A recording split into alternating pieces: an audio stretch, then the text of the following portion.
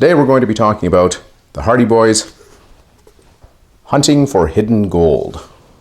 And this book was published in 1963. Chapter 1, Danger in the Fog. "Somebody's going to get hurt," Frank Hardy exclaimed. He and his 4 companions paused in the darkened woods, listening as rifle shots and loud laughter rang from a nearby ridge. "Careless hunters," Frank's brother Joe said grimly. Joe was 17, tall and blond, and a year younger than Frank. "Well, let's go back to the cabin," urged plump Chet Morton nervously. "I'm hungry anyway." Lanky Biff Hooper agreed.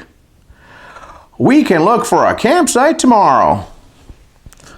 "Unless Frank and Joe are called away to solve a mystery," Tony Preto needled. Frank chuckled. "There's a chance we will." Smack! A bullet thudded into a tree an inch from Joe's head. For a moment, there was a stunned silence. Then Frank asked quickly, "Joe, are you all right?" His brother gulped and looked at the gash in the bark. "I'm okay, but 1 inch closer." Biff Hooper's handsome face flushed with anger. "I'm going to get those fellows," he declared. As he spoke, 3 hunters came into view. "Hold it," Frank hailed them. "You men nearly killed my brother." "Why don't you be careful?" Joe shouted. "Sorry, boys," one of the men called back casually. He and his companions didn't stop. Instead, they moved on through the undergrowth. "Is that all you've got to say?" Chet bellowed. "Forget it, kid," another of the hunters replied. "Nobody got hurt." "Stupid sportsman," growled Joe as the trio disappeared. He added to his companions, "You fellows nearly lost 1 business partner." The 5 boys had pooled money to help build their own cabin and were exploring the deep woods north of Bayport looking for a campsite. To relieve the tension caused by the near accident, Tony Preto said jokingly, "We're used to the idea of losing you and Frank. Every time we start a project, you 2 get involved in a mystery." Frank and Joe were the sons of Fenton Hardy, a well-known detective. They had solved many mysteries on their own and sometimes cooperated with their father on cases. Biff grinned. "Amazing! We've been here 1 whole day and you Hardys are still with us." Frank winked at Joe. "We may have to leave," he admitted. "Dad's on a case out west and we're hoping to get a call and go and help him." The others groaned and then laughed. "In fact," Joe added, "we might even find a clue right here." "What?" chorused the Hardy's pals. "Remember when Frank and I inquired about a man named Mike Onslow?" Joe went on. "Dad asked us to keep an eye out for him. Onslow lives somewhere in these woods, and he may have some useful information that ties in with Dad's case." "Come on," said Chet. "Let's eat and talk later." The boys pushed through the growing darkness. Fog was beginning to rise by the time they reached the edge of the clearing where their rented cabin stood. As they crossed to the crude log house, rifle shots sounded in the distance. Chet winced.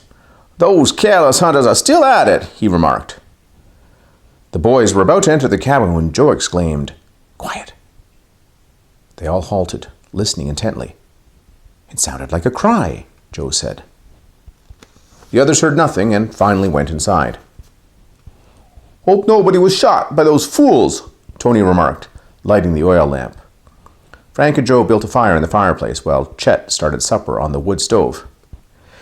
"This is a bad place to get hurt," Biff said. The boys were 10 miles from the nearest town, Clintville, and the only road was steep and rutted. They had borrowed Mr. Hardy's car for the trip, but had left it at the Clintville garage. George Haskins, the owner of the town's one hotel, had rented them the cabin, and his son Lenny had driven the boys to it in his Jeep. "It wouldn't be easy to get help here," Joe agreed. "Dinner's nearly ready," Chet announced. "Bring the chairs to the—" He stopped short. From the clearing outside, the sound of running feet and then frantic hammering on the door. Tony strode over and opened it. Lenny Haskins, a lanky boy, stood in the doorway, panting. "What's the matter?" Tony asked the youth. Frank and Joe Hardy have a long-distance call at the hotel," the boy blurted out of breath. "From where?" Frank asked. "I don't know. There's trouble on the line, and all I could make out was that the person would call back in an hour or so." "Maybe it's Dad," Frank exclaimed. I bet you're right, Joe said. We told him he could reach us through Mr. Haskins. You fellows go ahead and eat, Frank said. Joe and I will return to the hotel with Lenny. With the Haskins boy leading the way, the Hardys hurried across the clearing, down a trail through the misty roads to the road. There they piled into the rattle-trap jeep. Hang on, Lenny said as they started a bone-shaking ride downhill. 20 minutes later, the car reached Main Street in Clintville and came to a stop in front of the Haskins Hotel. The telephone was ringing as the boys rushed in. Mr. Haskins seized the receiver from the wall telephone. Yep, he shouted into the mouthpiece, and then handed the instrument to Frank. This is Hank Shale, came a voice, barely understandable through the static. Your pa asked me to call and say he needs your help pronto. Is Dad okay? Frank asked loudly. The answer was drowned out by crackling noises over the wire. Then the voice said, Get here to Lucky Lode. And the line went dead. Hank Shale is the name of an old friend Dad told us about that he'd be staying with, Joe recalled. But how do we know it was the real Hank Shale? I heard the operator say it was Lucky Lode calling, put in Mr. Haskins. That settles it then, Frank said urgently. Something has happened. We must take off right away and help Dad. There's a morning flight to the west, Joe said. We'll have to make it. After some difficulties, the boys managed to place a call to Lucky Lode, notifying Hank of their plan to start out the next day. Better go eat before you go, the hotel proprietor said kindly. Grateful, the hungry boys joined Mr. Haskins and Lenny at the table in the kitchen. While they ate, Frank and Joe made their plans. They asked Lenny to take them back to the cabin in his Jeep and wait while they packed. Then we'll pick up our car in the garage, drive all night and make Bayport by sunup. Another car can be sent back later for the other fellows. After the meals, the Hardys thanked Mr. Haskins and hurried out with Lenny. Soon they were riding up the steep hill in the noisy Jeep. Joe shouted, We'll have to move fast to crash! The oil pan of the Jeep hit a rock in the road. The vehicle lurched into the ditch and stopped against a tree. We can soon push it out, back on the road, Lenny said as they climbed out. No use. We wouldn't get far. The way it's losing oil, Frank said, shaking his head when he saw the extent of the damage. We'll walk the rest of the way. You can go back for help and get another car.